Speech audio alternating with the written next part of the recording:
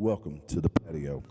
On Monday each week, we're going to bring you headlines from the week before and tell you the things you need to know about that occurred last week and things you might need to know going into this week. It's me and Fortenberry here right now. I got some headlines here, Fortenberry. What you got? TSA found a record number of guns in carry-on bags this year. They have found 6,300 firearms in carry-on bags. You surprised by that? Yeah, actually, I am. I mean, it's, at this point, you think people understand the laws and the rules that carry pistols. Why would you think people are putting firearms into their carry-on? You think it's just a mistake? Yes, I think stupidity, to be quite honest with you. The TSA also increased the maximum fine for violation of $16,000. That's an expensive mess up. The Vatican defrocks an anti-abortion priest who once placed an aborted fetus on the altar. The priest, Frank Pavone of Texas, heads the anti-abortion group Priests for Life. The Vatican said he was defrocked for blasphemous communication on social media and persistent disobedience. What does defrocking mean? He's no longer a priest. So he is out of the priesthood for doing what now? For blasphemous communications on social media, as well as persistent disobedience. All right. Well, I'm not sure what all that means, but he, I don't know I don't know if the Catholic, if the Vatican is really the pillar of morals anymore, but whatever. A Texas mayor has declared a state of emergency over migrants crossing the border. The mayor of a Texas border city declared a state of emergency Saturday over concerns about the community's ability to handle an anticipated influx of migrants across the Mexican border. No surprises there? Yeah, no, this is in relation to, I think, was it called Prop 42? Yep, it expired, last week? I think it's this thing expires Tuesday, I thought. They're expecting to have a massive increase in migrants.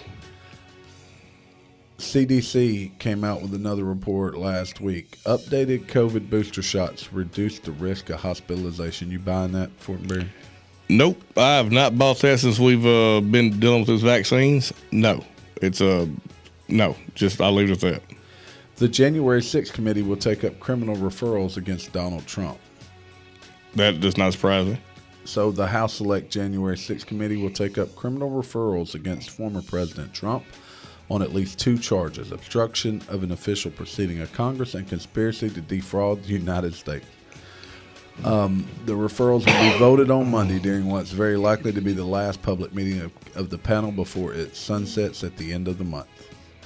So they'll try to get this while they have control of the Senate, is what it sounds like. Yeah, I don't think it'll last long once Senate changes hands next year.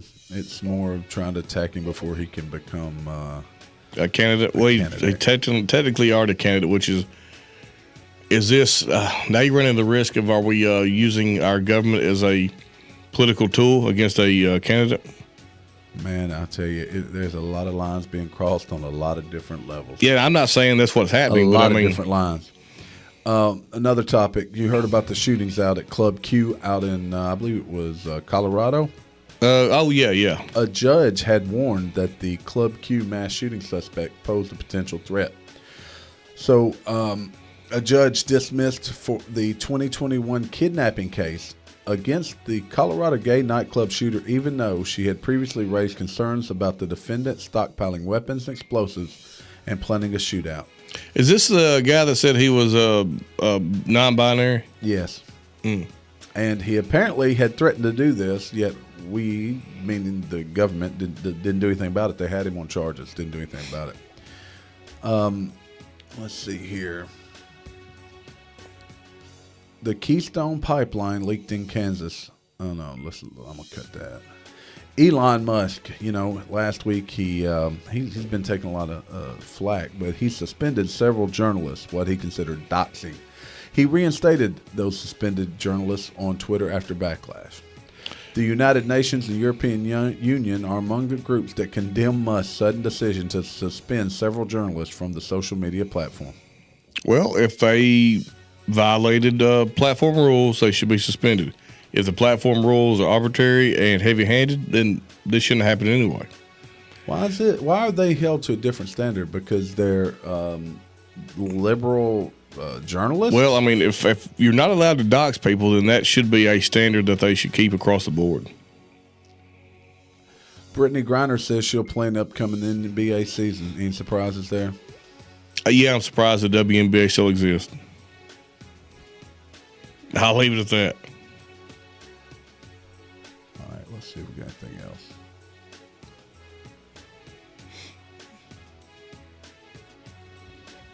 California plans to cut incentives for home solar worrying environmentalists. The California regulators voted to reduce financial incentives for people considering rooftop solar. Any surprises there? Well, I mean, they're fixing to invest a lot of money into reparations, so they'll have to reallocate that money. I think that brings us to the end of our highlights from the week that was. We'll be back with you each day, giving you a little review rundown of the highlights from the day. T and Fortenberry out.